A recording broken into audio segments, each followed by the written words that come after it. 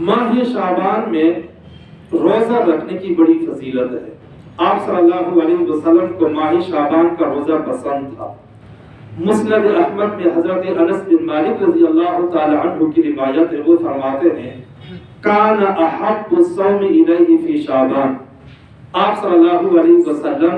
شعبان کے روزوں کو بہت پسند کرتے تھے اور کثرت کے ساتھ رکھا کرتے تھے۔ چنانچہ صحیح بخاری اور مسلم کی روایت ہے، حضرت عائشہ رضی اللہ تعالی عنہ فرماتی ہیں کہ رمضان کو چھوڑ دیا جائے، رمضان کے علاوہ جو 11 مہینے ہیں،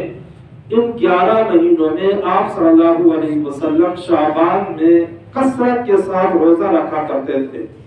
اس کے علاوہ کسی مہینے میں بھی آپ صلی اللہ علیہ وسلم کو اتنی کثرت کے ساتھ روزہ رکھتے ہوئے میں نے نہیں دیکھا۔ اور جامع ترمذی کی روایت ہے بل کان یصومہ کلہ، اتنے زیادہ روزے رکھتے تھے گویا کہ پورا مہینہ آپ روزہ رکھ رہے ہیں۔ اور ابو داؤد کی صحیح روایت ہے ثم یصومہ برمضان ثم یصلہ برمضان، پھر آپ صلی اللہ علیہ وسلم روزہ رکھتے رکھتے رمضان تک ملا دیا کرتے تھے، تو کثرت سے آپ صلی اللہ علیہ وسلم روزہ رکھا کرتے تھے۔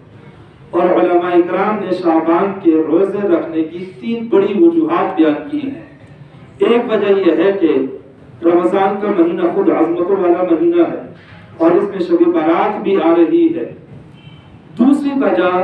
خود حدیث میں آئی ہے، سنن نسائی میں اسامہ بن زید رضی اللہ تعالی عنہ کی روایت ہے، رسول اللہ صلی اللہ علیہ وسلم فرماتے ہیں کہ میں نبی علیہ السلام سے یہ پوچھا کہ اللہ کے نبی آپ شعبان میں بہت زیادہ روزے رکھتے ہیں، عام مہینوں میں نہیں رکھتے، تو آپ صلی اللہ علیہ وسلم نے ارشاد فرمایا هو شهر یغفر الناس عنہ بین رجب و رمضان، شعبان کا مہینہ رجب اور رمضان کے درمیان ہے، لوگ اس میں غفلت کے شکار ہو جاتے ہیں، اس لیے میں شعبان میں روزے کثرت سے رکھتا ہوں۔ اور فرمایا ہوا شہر ترفع فیہ الاعمال الی رب العالمین، اس مہینے میں مسلمانوں کے اعمال اللہ تعالیٰ کے حضور پیش کیے جاتے ہیں۔ وَأُحِبُّ أَن يُرْفَعَ عَمَلِي وَأَنَا صَائِمٌ، میں چاہتا ہوں کہ میرے اعمال اللہ کے حضور پیش ہوں اور میں روزہ دار ہوں۔ اس سے معلوم ہوا کہ آپ صلی اللہ علیہ وسلم اس وجہ سے شعبان کے روزے رکھا کرتے تھے کہ اس مہینے میں اعمال اللہ کے حضور پیش ہوا کرتے ہیں۔ تیسری وجہ یہ بیان کی ہے، آپ نے نبی صلی اللہ علیہ وسلم نے ارشاد فرمایا صوموا شعبان لتعظیم رمضان، شعبان کے روزے رکھو رمضان کی تعظیم کے لیے، اصل روزے تو رمضان کے ہی ہیں،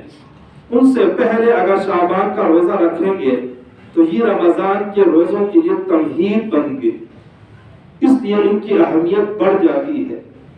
یہ اس طرح ہے جس طرح کے کچھ فرض نمازوں سے پہلے سنتیں پڑھی جاتی ہیں یا نوافل پڑھے جاتے ہیں، جیسے کہ ظہر سے پہلے سنتیں ہیں، فجر سے پہلے سنتیں ہیں، کچھ نمازوں میں پہلے نفل پڑھے جاتے ہیں۔ یہ جو نوافل اور سنتیں ہیں یہ نماز کے لیے تمہید ہیں، جب آ کر سنتیں پڑھیں گے اللہ کی طرف بندہ متوجہ ہو گیا،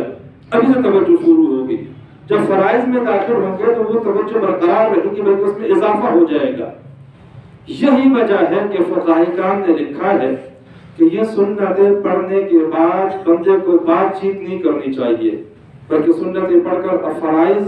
کے انتظار میں بیٹھ جائے اور اللہ کی طرف متوجہ رہے، بغیر ضرورت کے گفتگو کرنا، آنا جانا، کوئی بھی ایسا کام کرنا جو نماز کے منافی ہو، اس کو اچھا نہیں لکھا، مکروہ لکھا ہے، تاکہ توجہ کے اندر کمی نہ آئے۔ خلاصہ یہ ہے کہ رمضان کے علاوہ شعبان کے روزے آپ صلی اللہ علیہ وسلم کو کثرت سے رکھا کرتے تھے، اس لیے ہمیں بھی شعبان کے روزے کثرت کے ساتھ رکھنا چاہیے۔